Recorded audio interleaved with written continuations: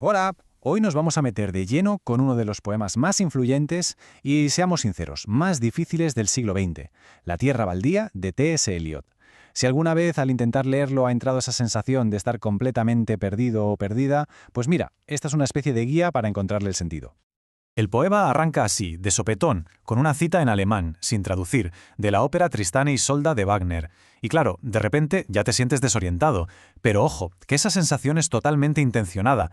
De hecho, es la primera pista para entender toda la obra. A ver, que nadie se asuste. Sentirse así, perdido, es la reacción más normal del mundo con la Tierra baldía. Pero esto no es un laberinto sin salida, ni mucho menos. El propio Eliot nos dejó una especie de mapa, una clave para navegar por este aparente caos. Y eso es justo lo que vamos a explorar hoy. Venga, vamos a meternos en materia. Lo primero que hay que hacer es aceptar una cosa. Sí, es un poema famoso por ser difícil. No es un problema de quien lo lee. El reto, el desafío, forma parte de su propio diseño. Es que abres el libro y te encuentras con un puzzle, un mosaico que parece no tener ni pies ni cabeza. Escenas que cambian de golpe, trozos en otros idiomas, referencias a la mitología, a la Biblia, a Shakespeare. Las fuentes lo describen, y me parece genial, como un inveterado batiburrillo de referencias de humanidades. Es normal sentirse totalmente abrumado. Y lo peor es que muchas veces el enfoque académico tradicional, el del instituto o la universidad, lo empeora todo. Esa obligación de buscar cada referencia, de emprender cada nota a pie de página, puede acabar generando una sensación de ineptitud, de no estar a la altura e incluso de pillar manía al propio poema. Es un método que, en lugar de acercar, aleja. La crítica Mary Carr lo clava, de verdad. Dice que este enfoque convierte la lectura en un abismo académico de consulta, donde quienes leen se comportan como perros que corren detrás de cualquier frisbee que se les lanza. Entonces la pregunta es, ¿hay otra manera de leerlo? Y la respuesta es un sí rotundo. Y esa otra manera, curiosamente, nos la dio el mismísimo Eliot. Se llama el método mítico y es la llave maestra que, de verdad, abre todas las puertas del poema. Pero para entender su método, primero hay que entender el problemón al que se enfrentaba. Pensemos que Eliot escribía justo después de la Primera Guerra Mundial, en un momento de crisis cultural brutal. Y él se preguntaba, ¿cómo puede el arte dar forma y sentido al inmenso panorama de futilidad y anarquía que es la historia moderna? Su solución fue esta, el método mítico. La definición es clave, ¿eh? Es una técnica que consiste en manipular un paralelismo continuo entre lo contemporáneo y la antigüedad. O sea, no se trata solo de citar el pasado, sino de ponerlo encima del presente como si fueran dos transparencias, para crear un significado totalmente nuevo. En sus propias palabras, es una forma de controlar, de ordenar, de dar forma y significación al caos del mundo moderno. Es su intento de encontrar patrones, estructuras, que no cambian con el tiempo, en medio de la fragmentación de su época.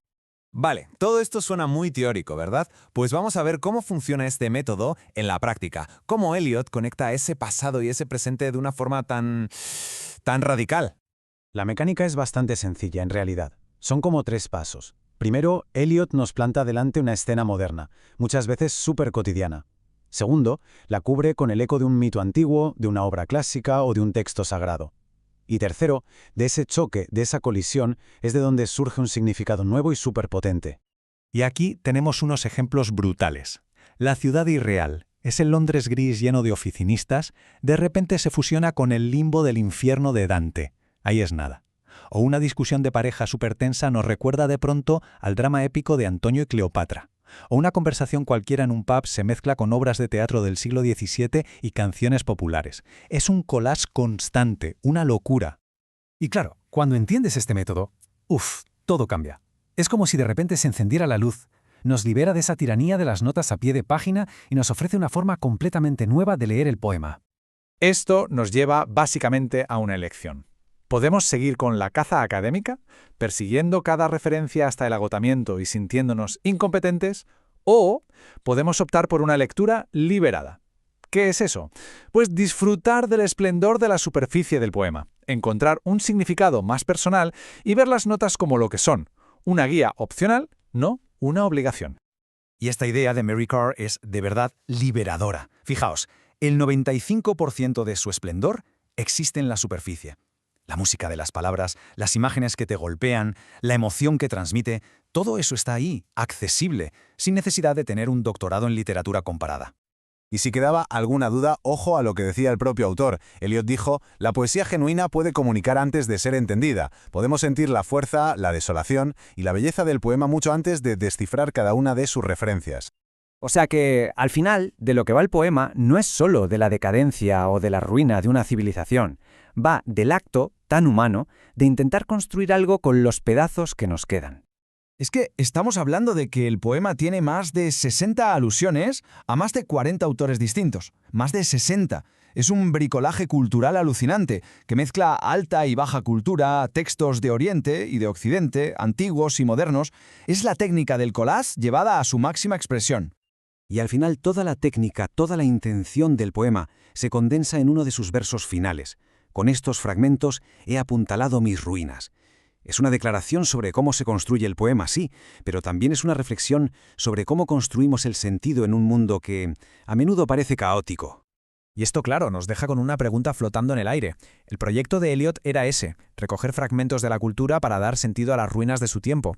Y hoy, un siglo después, la pregunta resuena con una fuerza increíble.